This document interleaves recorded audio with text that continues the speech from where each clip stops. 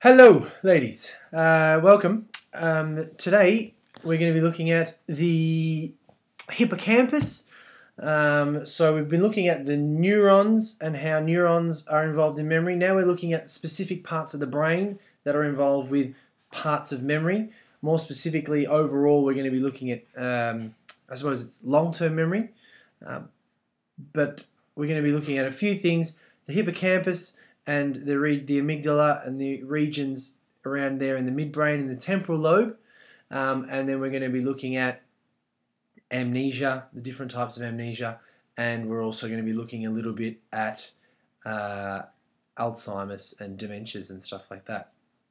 So we might as well get straight into it. Here you have the hippocampus. You can see it here. It is this weird kind of ram's horn kind of looking thing. It spreads out. There's one in each temporal lobe. Okay, so you can see it up there in the corner. It's found just above your ears, okay, and about 4 centimeters into the middle of your brain. It's kind of a tube shape and it spreads out. It's about 3.5 centimeters long, if that's important to you. And as I said, it's in the temporal lobe. Here you can see it from another angle. We call this the medial temporal lobe area. So you've got the medial temporal lobe in here. Okay, and that includes the hippocampus or hippocampi, because that's a hippocampus and there's a hippocampus. Okay, as well as the amygdala and the cortical tissue. So we're in the left hemisphere and the right hemisphere there. They kind of move through this area in here. All right. So there's the important parts you need to know: the hippocampus, the amygdala, and they exist in the medial temporal lobe. Okay. So why is this important? Well, this is important because there are significant research has been done that tells us that these parts are concerned with creating memories. Okay, so the hippocampus and the amygdala are very strongly involved in creating memories. So how do we know that stuff? Well, there was a guy, Dr. Brian talked about it in the podcast, which you may want to go back and revisit, but he talked about a guy called HM, or Henry Molaison. I've posted a video, and I'll send out a video as well, that gives you a little bit of a brief story. It's about 14 minutes long. It's a really good insight into Henry Molaison and some of the things that we learned from him. Basically, we learned heaps from him. Okay, he was a case study. He experienced severe epilepsy as a child after falling off his bike, so he had some brain damage, and so at about 5 he fell off his bike. From 5 to the ages till 27, he had extremely violent epileptic fits, and they didn't really know how to solve it. He'd had all the drugs that were around at the time. This was in the early 50s. All the drugs that were around at the time didn't stop his seizures. He was having up to 10 severe seizures a day, and so his doctor decided to extract the hippocampus. The problem was they didn't actually know all the jobs that the hippocampus did. Turns out that the hippocampus is extremely important in forming declarative memory, okay, and the formation of, well, basically most of our memories, but not necessarily procedural memory. We'll talk about that in a minute. You can see here that long-term memory involves distinct storage and retrieval processes. So when HM had the surgery, he could no longer create new long-term memories. So he had his memories up to one point of the surgery. After the surgery, he could not create any long-term memories. All right. Interestingly enough, though, you can see in the second dot point it says it was to do with forming declarative memory, not procedural memory. So declarative memory, again, is episodic memory and semantic memory. So he couldn't remember anything new. He couldn't remember people. He couldn't remember events that happened. He couldn't remember what he had for lunch or what he had for breakfast or what he did yesterday. Any of those things. But he could remember procedural things. So Dr. Brian talked about this. Basically, he could, if he was taught to ride a bike, okay, even if he'd never ridden a bike before, the first time he rode it, he would probably fall off. but during that day he would remember how to ride the bike if he spent a whole day learning how to ride a bike. The next day, if he was asked to ride a bike, he would not remember learning how to ride a bike, but once he got on, he would be a little bit better at riding the bike. Each day, if you continued to teach him how to ride the bike, each day he would forget that he rode the bike the day before, but each day he would get better at riding a bike. The video I hope that you watch, which I'm going to send out, shows him drawing a star using a mirror. Okay? When you try and draw a star using a mirror, it's extremely hard. So you try to look in the mirror and draw the star. Really, really difficult stuff. But he got so good at that, even though he'd never remembered doing it. So even years later, 20 years later, 10 years later, if he was asked to complete the activity of drawing a star looking in a mirror, he could do it almost flawlessly, even though he could never remember doing that activity before. So that's procedural. Him being able to draw is a procedure. It's not declarative memory. It's not an episode in his life, or it's not a fact. Okay, so that's really interesting stuff. Watch the video because it's really interesting. Another part of memory that we're looking at when we're thinking about long-term memory is the idea of the consolidation theory. Okay? What does it mean? Well, it means that we have structural changes in the brain that occur when something new is being learnt and immediately following learning. We talked in another video about how the neurons change. You remember the sea slug, how after it learnt that the electric shock wasn't going to hurt it, the neurons changed. Okay, the same thing, the same idea happens here, that there are structural changes in the brain, neurons and neural networks change, okay, and that once we learn something, there needs to be a period of time for that to happen. Otherwise, if we get interrupted or there's some sort of damage to the brain in that process, we cannot remember that memory. Okay, so it says there's a period of time after the learning takes place because the information consolidates, it sets. It's like concrete. Okay? If memory formation is disrupted during consolidation, information may not be stored in long-term memory properly. We now know through HM and other case studies that the hippocampus and the medial temporal lobe, the amygdala and those kinds of things, are involved in this consolidation process. It's like wet concrete. Okay? You go to concrete and it's wet, you can write your name in it. If no one else touches it there, okay, there's no damage to the concrete after that, or no one else comes in, then that sets hard and it stays like that forever. But if someone comes in before it sets and steps on it or smooths it over or whatever, then that is the interference. Okay, that means the consolidation has not taken place. So, what evidence do we have? Okay, we have electroconvulsive therapy or any sort of brain injury. If you have a knock to the head, so you see football players get knocked out, they usually can't remember anything that's happened 30 minutes beforehand. So what happens when our memories are damaged, or our hippocampus are damaged, or there is issues with the consolidation process? Well, we forget stuff. But it's technically called amnesia. Amnesia is a loss of memory, okay? Either partial loss of memory or complete loss of memory. Also, it can be temporary loss or it can be permanent loss, okay? So it's important that we remember those four things. Amnesia is the loss of memory either partially or completely, or temporary or permanent. How does it happen? Well, there's a couple of different ways. You can have brain trauma, okay? So damage that interferes with the functioning that is inflicted through injury. So, brain injury, stroke, drug abuse. You may have heard people say they woke up in the morning after drinking a lot and they couldn't remember what they did. Okay? That's because as the memories were being formed, they were abusing their brain with alcohol. Okay? So, which means that that's caused a loss of that memory.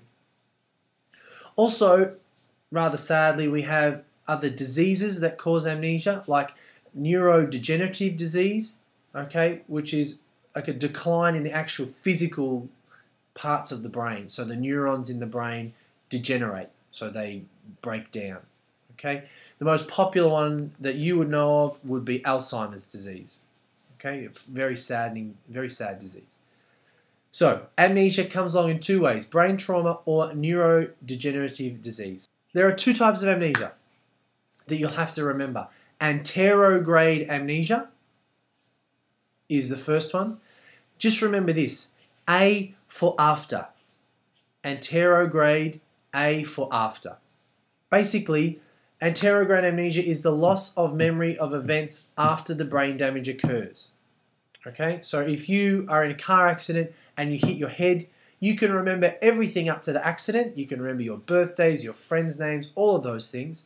Okay, but you cannot remember anything after that. So you cannot make new memories. This is what HM had.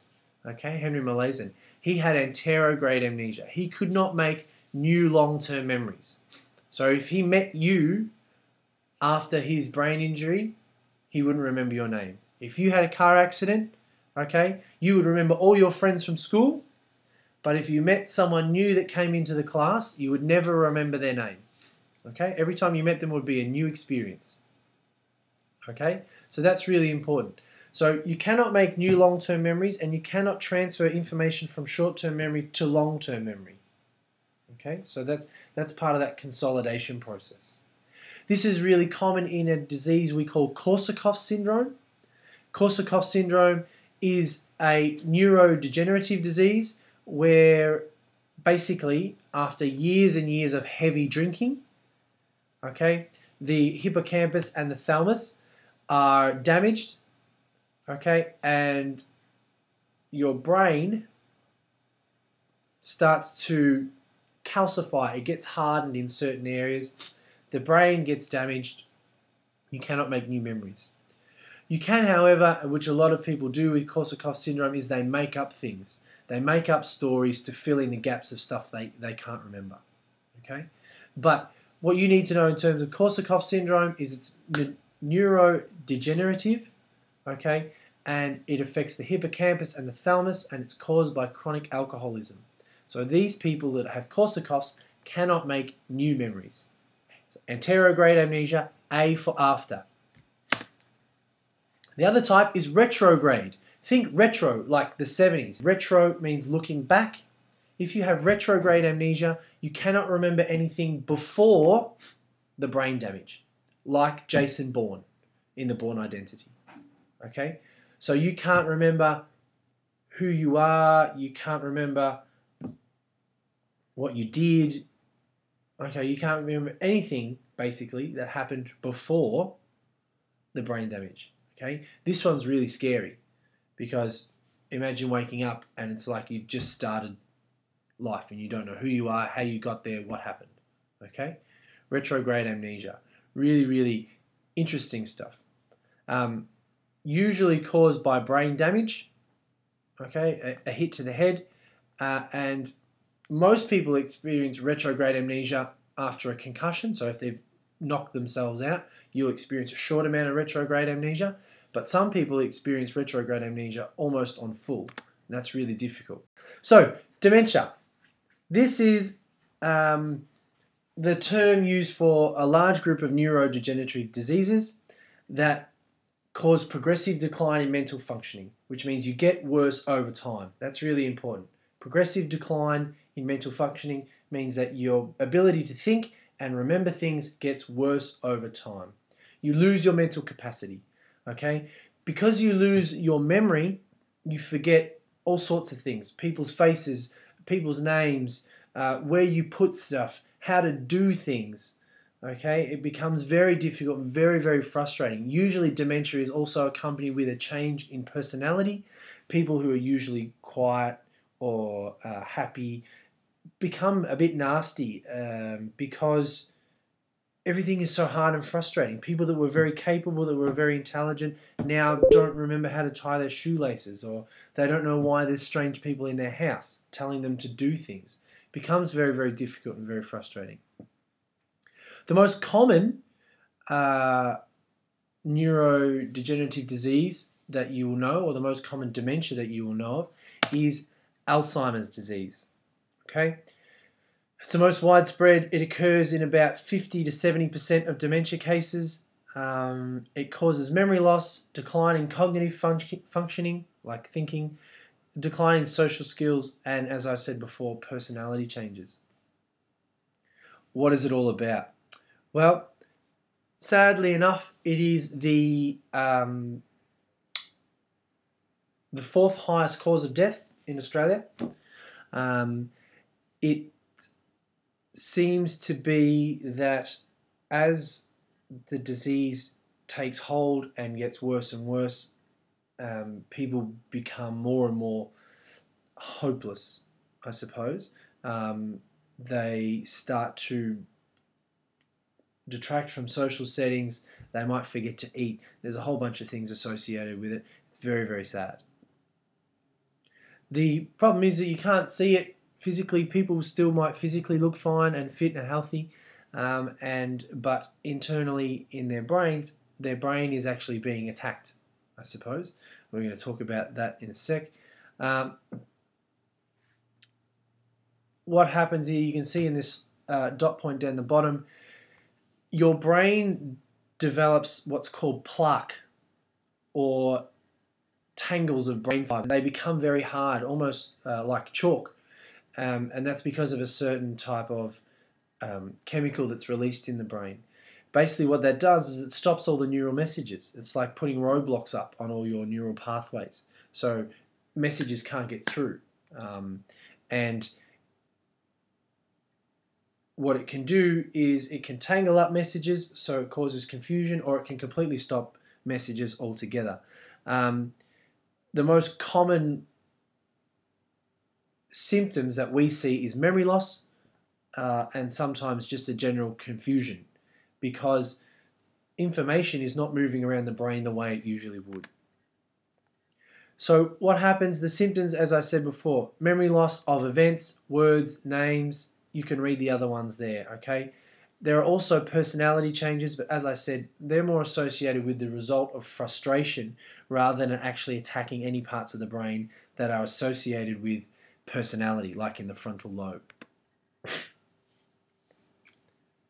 So what causes it? Well, there is a high level of a protein called amyloid, which once it starts to build up becomes toxic to brain cells and the neurons. It can also stiffen and cause the development of plaque and tangles. Okay, it is important to note that the brain can't break down this chemical amyloid, and that's why it causes such damage, and it causes such damage to the hippocampus. And unfortunately, there is no known cure for Alzheimer's disease. There seems to be some ways that you can slow the process. So as it says there, reduce levels of acetylcholine. If we give them supplements that produces more acetylcholine, so give them pills for that, that can slow down the process of Alzheimer's, but at the moment there is no cure for that at all.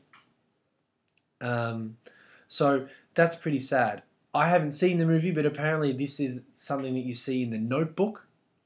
Han? Yeah. Have you seen The Notebook? Does the guy have Alzheimer's? I think the mum does.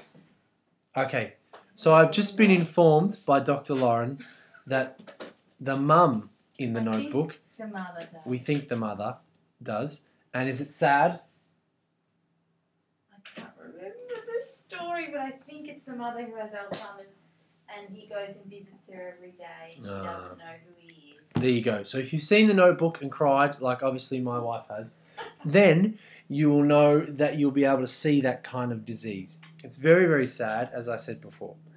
They might have experienced it with a grandparent. You may have experienced it with a grandparent, but as I said, it's a very saddening disease, and if you haven't had personal experience, then rent The Notebook. Next, we're just talking about general aging. So no neurodegenerative diseases, just the general aging. You may have heard your parents sometimes carry on about how they're getting old and they can't remember stuff. That's sometimes the case. And so we just want to go through now some of the effects of aging on short-term memory and long-term memory. So as you get older, sometimes generally your memory does decline. That doesn't necessarily mean that happens for everybody, but it is quite common that memory does decline. That's Jesse drink. So when you do have memory decline over time, it's more likely to happen in short-term memory, okay, or working memory. It depends on the task. Usually simple tasks are not affected. Complicated tasks where you have to divide attention, that's usually where we see the decline over time, okay? That's sometimes because of a decrease in the frontal lobe activation that happens as we get older, and our frontal lobes actually decrease in size as we get older, and that is believed to have some sort of involvement in short-term memory and the procedures there. Also, because of that decline, we see people who become older have trouble with attention issues. So you may notice older people, when they get to a certain age, so kind of 70 or above, they may decide to no longer drive, not because they can't drive, but because they struggle to hold all of the incoming information in their short-term memory. So holding information like how far in front of me is the car, how far behind me is the car, there's a crossing coming up, what are those lights doing? So being able to hold all that information in their working memory becomes very difficult. And so trying to decide what to attend to, what not to attend to, what to hold on to, causes them some angst, and that's why a lot of people, when they move beyond kind of 70 years old, tend not to drive as much. Okay. Also, the nervous system becomes less efficient as we get older, which means information is processed at a slower rate. Okay. Dr. Lauren just told me from over the computer that our reaction times are slower. So that old guy may not be as quick on the brake as he should be. So you guys might remember my story where our friend drove in front of my bike and I crashed my bike over his bonnet. That's because he probably saw me, but he wasn't able to make the conscious decision to stop in time. And so by the time he did stop, he was right in front of my bike and I went over the top. Anyway, so the effects of aging on long-term memory. Well, basically, you can see it there in front of you. Procedural memory stays pretty much the same. The person can still drive. They know how to drive. It's the other information. Episodic memory does decline, and semantic memory has some decline, but often is harder to retrieve. Okay? Older people take longer to learn new information and skills. You've probably seen this if you've ever seen your grandma or grandpa try and operate a smartphone. Just getting my mum to operate a smartphone is a task and a half. But that's why. It's harder to get that information out of working memory into long-term memory and to make it more accessible for retrieval. Okay? As people get older, trying to recall information, so just remember it off the top of their head, becomes more difficult. But if they were given options like multiple choice, they would still be able to recognize things pretty much just as effectively as when they were younger. Also, some other things that we see with long-term memory is that older people sometimes have a lack of motivation to make new memories. And over time, because of some failure in retrieval, they also start to have less confidence in memory, and that has been shown to impact on their ability to remember things. Okay? And also, we talked there about cognitive slowing. Because the size of the frontal lobe has been reduced, other neural networks have decreased, and therefore sometimes there's just a general slowing of processing of information. So that's it on memory. And well, for this part, so I hope you understand that, and I will again remind you to look at the video that I'm going to post of Henry Molaison, so you can watch that. Okay? But for now, make sure you take notes, and I'll see you in class. Bye.